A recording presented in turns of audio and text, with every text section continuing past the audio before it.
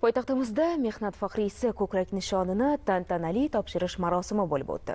Mazkur mukofot bilan mamlakatimiz taraqqiyoti, jamiyatimiz rivoji yo'lida faol mehnat qilgan, hozir ham jamoatchilik ishlarida namuna bo'layotgan nuroniylarimiz taqdirlandi.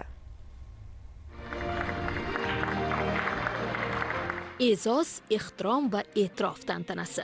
Yosh avlodning haqiqiy duogo'ylari. Ko'pni ko'rgan nuroniylarimizga ko'rsatilgan hurmat va g'amxo'rlikning yorqin namunasi bu. Ha, bu jamiyatda keksalar hamisha ana shunday qadrlanadi. Prezidentimizning 2016-yil 28-dekabrdagi O'zbekiston faxriylarini ijtimoiy qo'llab-quvvatlash nuroniy jamg'armasi faoliyatini yanada takomillashtirish chora-tadbirlari to'g'risidagi farmoni hamda 2017-yil 14-iyuldagi mehnat faxriysi ko'krak nishonini ta'sis etish to'g'risidagi qaror asosida har yili nuroniy jamg'armasi vasiylik kengashi tomonidan uzoq va samarali mehnat qilgan, el yurtimiz ravnaqiga munosib hissa qo'shgan yurtdoshlarimiz mehnat faxriysi ko'krak nishoni bilan taqdirlanib kelinmoqda. Bu yil ham o'z faoliyati bilan el yurtimiz, jamiyat ravnaqiga munosib hissa qo'shayotgan yoshi ulug' vatandoshlarimizning katta guruhi mazkur ko'krak nishoniga sazovor bo'ldi.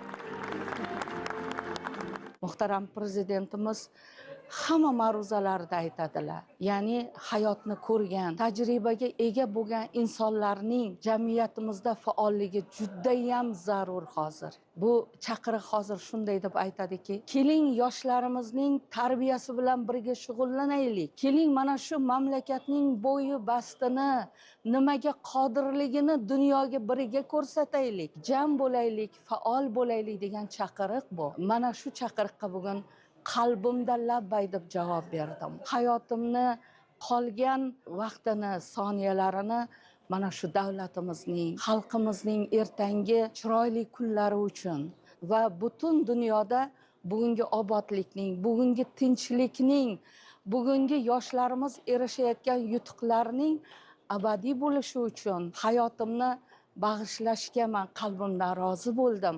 Ular safida fan, ta'lim, adabiyot, san'at, sport, sog'liqni saqlash, huquq-tartibot, jurnalistika sohasi vakillari bor. Yoshlar tarbiyasi bilan shug'ullanib kelgan olim sifatida bugungi kunda 30 dan ko'proq fan doktori va fan nomzodlariga ustozlik qilgan. Juda ham xursandmanki, qilingan mehnatga prezidentimiz tomonlaridan avvalo juda katta e'tibor bilan mehnat faxriysi degan ko'krak nishon bilan taqdirlandim. Bugundan e'tiboran kechaga nisbatan ancha katta mas'uliyat bilan qarashni talab qiladi. Mana shu xonadonda mehnat faxriysi hayot qiladi deganini o'zi ham maktab o'quvchilariga, kerak bo'lsa bog'chaga boradiganlarga, ota-onalarga, mahallalarga juda katta nishon deb bilaman. Bu yil nuroniy jamg'arma